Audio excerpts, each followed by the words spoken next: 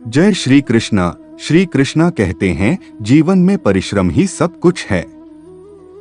बिना परिश्रम जीवन व्यर्थ और निस्सार है। संसार में जो कुछ स्थायी, श्रेष्ठ, महान और हितकारी है, वह हमारे अथक परिश्रम का ही फल है। हमारी इतनी समृद्ध संस्कृति, सभ्यता और वैज्ञानिक विकास सभी कुछ इस परिश्रम की ही देन है। हमारे चांद पर पहुंचने, एवरेस्ट पर विजय पाने, संचार क्रांति आदि सभी के पीछे परिश्रम खड़ा दिखाई देता है। पुरुषार्थ को ही लक्ष्मी और सरस्वती जैसी देवियां अपनी वरमाला पहनाती हैं। सफलता उद्यमी और कर्मवीर का ही वर्ण करती हैं। कर्मयोग के द्वारा ही सिद्धियां, मोक्ष और स्वर्ग प्राप्त किए जा सकते हैं। कर्महीन व्यक्ति नपुंसक होते हैं। वे पृथ्वी पर भार होते हैं और मानवता के लिए अभिशाप भी। परिश्रम अथवा कर्म का महत्व श्री कृष्ण ने अर्जुन को गीता के उपदेश द्वारा समझाया था। उनके अनुसार कर्मण्येवाधिकारस्ते मा फलेषु कदाचन। परिश्रम अथवा कार्य ही मनुष्य की वास्तविक पूजा अर्चना है। इस पूजा के बिना मनुष्य का सुखी समृद्ध होना अत्यंत कठिन है। वह व्यक्ति जो परिश्रम से दूर रहता है, अर्थात कर्महीन, आलसी व्यक्ति सदैव दुखी व दूसरों पर निर्भर रहने वाला होता है। श्रम ही सफलता और सुख की सीढ़ी है। यही वह कुंजी है जिससे समृद्धि, श्रेय, यश और महानता के खजाने खोले जा सकते हैं। इतिहास और हमारा सारा जीवन ऐसे उदाहरणों से भरा पड़ा है। इब्राहम लिंकन, महाकवि Kalidas, Tulsidas, Lal Bahadur Shastri, Napoleon Bonaparte, Mahatma Gandhi, mother Teresa आदि के उदाहरण हम ले सकते हैं। इन सभी व्यक्तियों ने अपने खून पसीने और श्रम से ही महानता प्राप्त की। यह सभी श्रेष्ठता के उच्चतम शिखर तक पहुंचे, इतिहास रचा और अमर हो गए।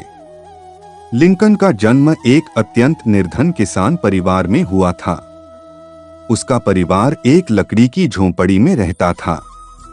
जब वह 9 वर्ष का था तभी उसकी माता का देहांत हो गया। उसे खेत और घर पर कठोर परिश्रम करना पड़ता था और वह शिक्षा प्राप्त करने के लिए स्कूल नहीं जा सकता था।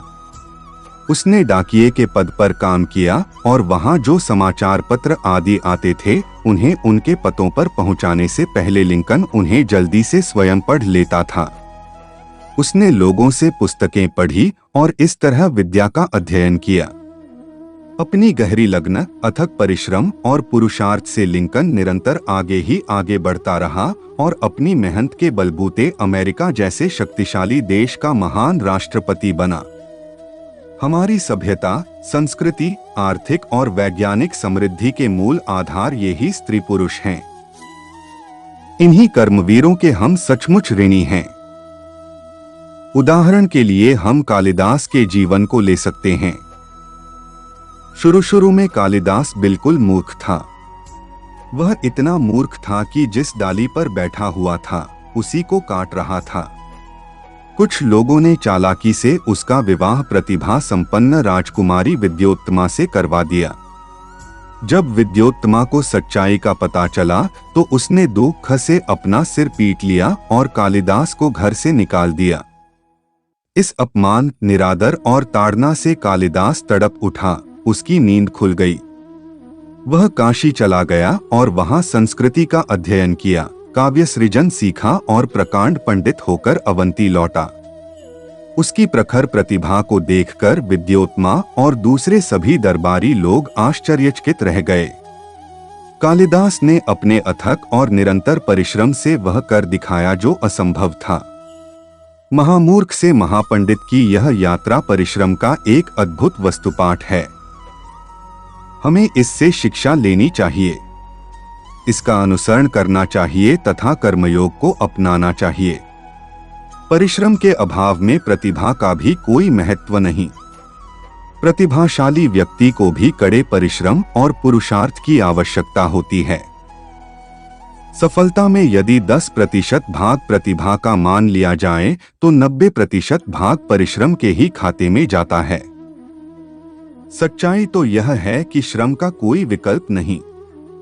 श्रम का ही दूसरा नाम श्रेष्ठता, सफलता और महानता है।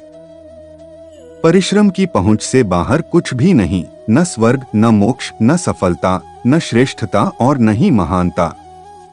हीरा अमूल्य होता है।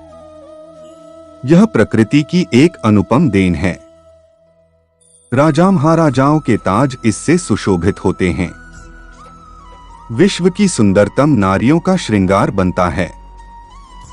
देवताओं का इससे अलंकरण किया जाता है। परंतु हीरा मूलतः एक अनगढ़ पत्थर का टुकड़ा ही होता है। कारीगर अपने कठोर परिश्रम से काट छांट कर उसे हीरे का रूप देता है। उसे अपने श्रम और पसीने से चमकाता है।